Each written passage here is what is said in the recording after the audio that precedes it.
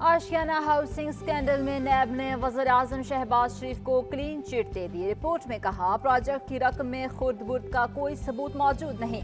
कौमी खजाने को नुकसान पहुंचाना इख्तियारात से तजावज़ किया गया। कामरान कियानी और फवाद हसन फवाद पर बेरिश्वत लेने का इल्जाम झूठा साबित हुआ।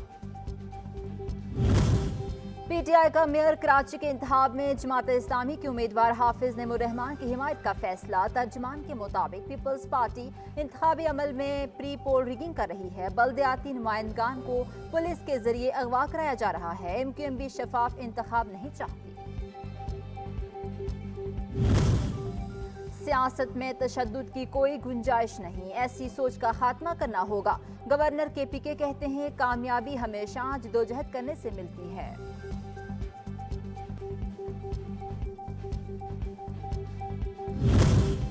पाक फौज के डॉक्टर्स की टीम का सर्विसेज अस्पताल लाहौर का दौरा। 9 मई फसादात के जख्मियों की इयादत की।